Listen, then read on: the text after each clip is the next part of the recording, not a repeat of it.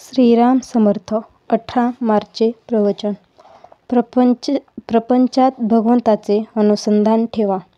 तुम्ही इथे इतके जण जमला आहात, त्यांपैकी कुणीही मला सांगावे की आपली सर्व धडपड कशाकरिता असते. प्रत्येकजण सुखासाठी खटपट करीत असतो.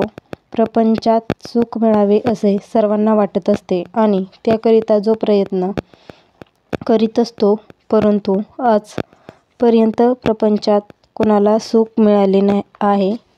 ज्याला मिळाले असेल त्याने तसे सांगावे. कुणी म्हणतो, मजजवळ संपत्ती आहे पण संतान नाही. कुणी दारिद्र्य आहे म्हणून रडतो. कुणी काही सांगतच असतो आणि म्हणतो की माझी इच्छा पूर्ण झाल्यावर मी सुखी होईन. पण ती इच्छा तृप्त झाल्यावर दुसरी तयारच असते. म्हणजेच आपली हाव कधीच तृप्त होणे शक्य नाही. मृगजळ पिऊन कुणी कधी तृप्त झाला आहे का? प्रपंचच जिथे खोटा तिथे सुख कसले मागता? याचा अर्थ असा नाही की प्रपंच सोडावा, पण तो सुखाचा कसा होईल ते पाहत जावे.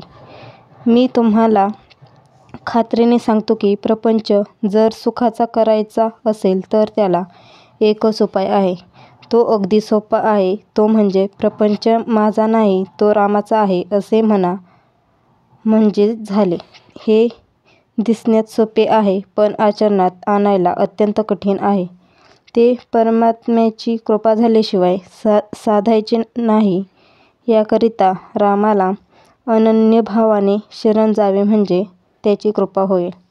त्याच्या कृपेला तुम्ही देहबुद्धीचा बंधारा घालू नका.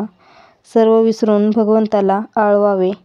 भगवंताची कृपा आपल्यावर आहेच असे म्हणावे. ती काम करीतच असते. आपण आपल्या शंकेने ती झाकून टाकू नये. आपण भगवंताला म्हणावे, भगवंता, मी सर्वस्वी तुझा आहे. माझा प्रपंच हा तुझाच आहे.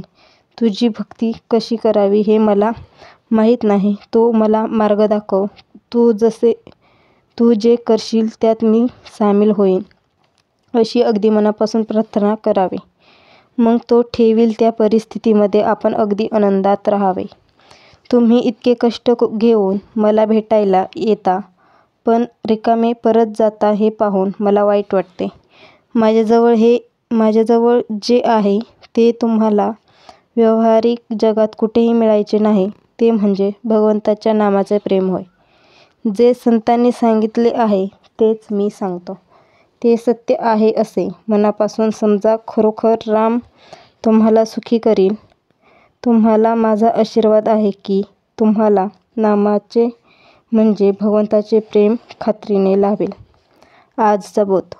सुखाने प्रपंच करा पण त्यामध्ये भगवंताचे अनुसंधान ठेवा.